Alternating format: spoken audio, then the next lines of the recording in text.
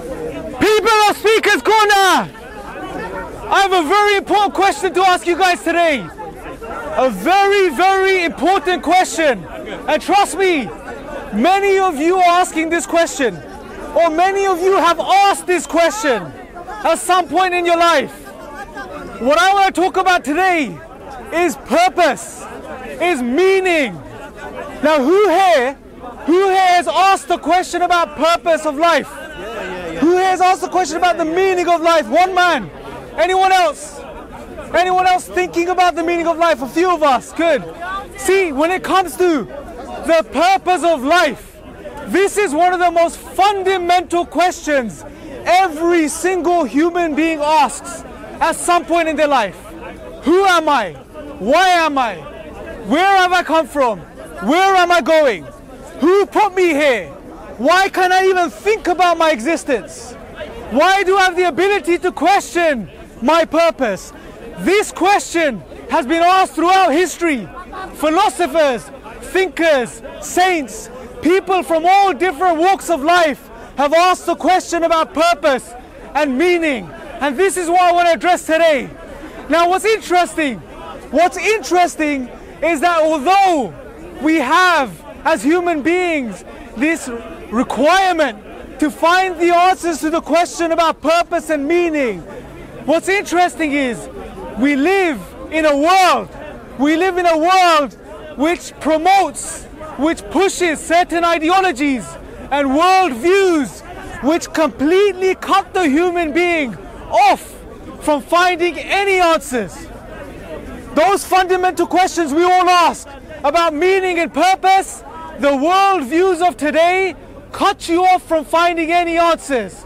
The worldviews I'm speaking about are that of atheism, naturalism, materialism, and so on. All of these ideologies which are quite prevalent today, which people find engaging, which people follow, these worldviews cut you off from finding any meaning or any purpose. Why? You may be thinking, why? Why is that the case? I'm an atheist, I have meaning and purpose, but do you really? Do you really? Because think about this for a second. As soon as you claim atheism, as soon as you claim to be a naturalist, what you're saying, generally speaking, is there is no God, there is no creator, there is no power, there is nothing. There is no being that created everything that exists. Everything therefore is what? Everything is a result of blind, random, physical processes. That's it. In the absence of God, there is nothing but random physical stuff. Atoms and molecules, and think about this for a second. Atoms and molecules whizzing around in space for millions and millions of years, randomly bumping into each other, colliding into each other, forming into larger clumps. And this over time has resulted in everything we see around us today. That's the claim. That's what you have to believe as an atheist or a naturalist, that everything in existence is a result of blind, random, physical stuff. I wouldn't even say processes, because as soon as you say processes, you're almost implying that there is a process, there is order. But there is no order in atheism or naturalism. It's all random, it's all blind, it's all an accident. It's all an accident. And therefore, everything that exists is an accident. And therefore, we, as human beings, are an accident. We have just randomly, accidentally emerged into this world, and we're going to die. And that's it. There is no meaning, there is no purpose, there is no value, there is no ultimate happiness. There is nothing. It's just random happenings and occurrences. Our lives are an accident. That's it. That is the cold, dark reality on such a worldview. And this goes against our very nature, because as human beings, deep down inside, we know we have purpose. We know we have meaning. We know we have value. We wake up in the morning, we brush our teeth with a purpose. We eat our breakfast for a purpose. We go, we live, we get an education, we do work, we have jobs for a purpose. We live with purpose, but yet these worldviews lead you to the conclusion that there is no purpose, there is no meaning, there is no value. And what this does is it creates this cognitive dissonance inside the human being, because deep down there's a voice that calls out and tells you you have meaning and purpose, but at the same time you follow a worldview, you follow a way of life which tells you you don't have meaning or purpose. And this internal contradiction leads to anxiety, stress, many forms of depression, and in some cases suicide.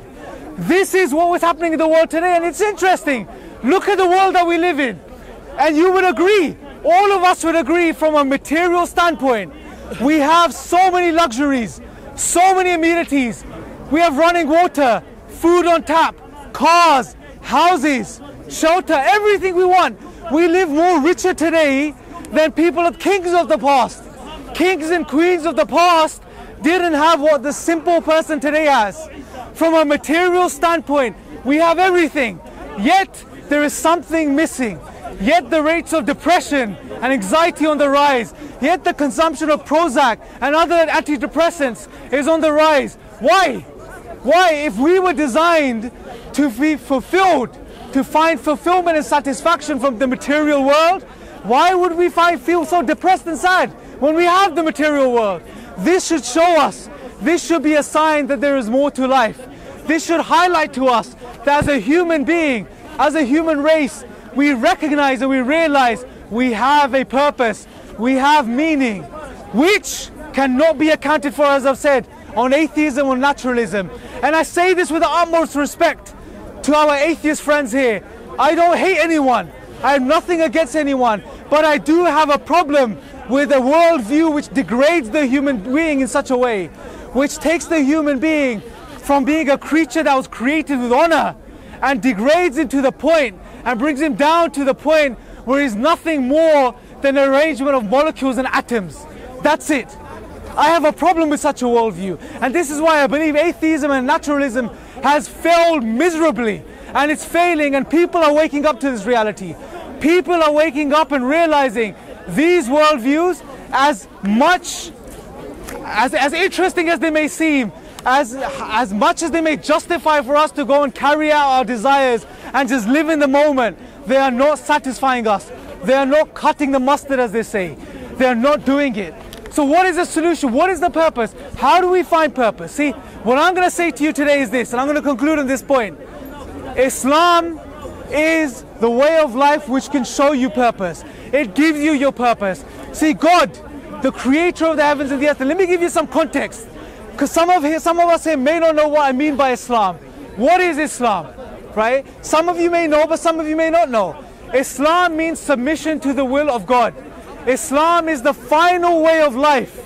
The final way of life revealed by the creator of the heavens and the earth for human beings, for humanity, for all of us. Not for the Muslims, not for the Arabs, not for the Pakistanis, but for the whole of humanity. And it's the same fundamental message that God sent throughout history to messengers throughout history. We believe in Jesus, peace be upon him, who was a mighty messenger of God, and Moses, and Noah, and Abraham, and all of the messengers. And we believe they all came with the same fundamental message, which was that there is a God, there is a creator, and we were created to worship him. And God tells us the purpose, and this is the purpose. He outlines it clearly in the Quran. And we expect, if we're going to find revelation from God, if God is going to reveal revelation to us, it will tell us what our purpose is, because that's what we're searching for. That's what we're looking for. That's what we don't know. And God tells us clearly in the Quran. For example, in one of the passages it says, وَمَا خَلَقْتُ الْجِنَّ وَالْإِنسَ إِلَّا لِيَعْبُدُونَ. That's the Arabic. He says that he did not create the jinn kind and the human beings for no other reason except to worship him. And worship is our purpose. We were created to worship God. We were created to thrive of the worship of God, not the worship of the material world, not the worship of the material things we see around us. We were created to worship God and God alone. And worship isn't just praying 5 times a day. Worship isn't just doing certain rituals. Worship is comprehensive. Worship means in Islam every aspect of our life is worship, because we become aware of our Creator and we live to please Him. And worshipping God doesn't just mean following God. Worshipping God means to know Him, to love Him, and therefore to obey Him through this. And when the human being, I will address your question, sir.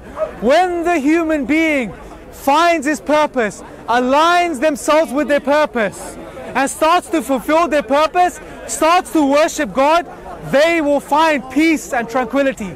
They will find peace and tranquility in this life, and they will find the best abode in the hereafter, paradise.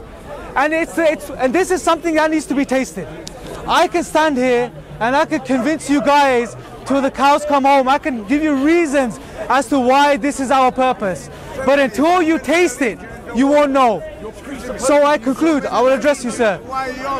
So I conclude by this point, anyone here that is looking for their purpose, that's searching for their purpose, do yourselves a favor. Pick up the Quran for yourself and read it for yourself. Don't listen to what people are saying. Don't look at what Muslims are doing.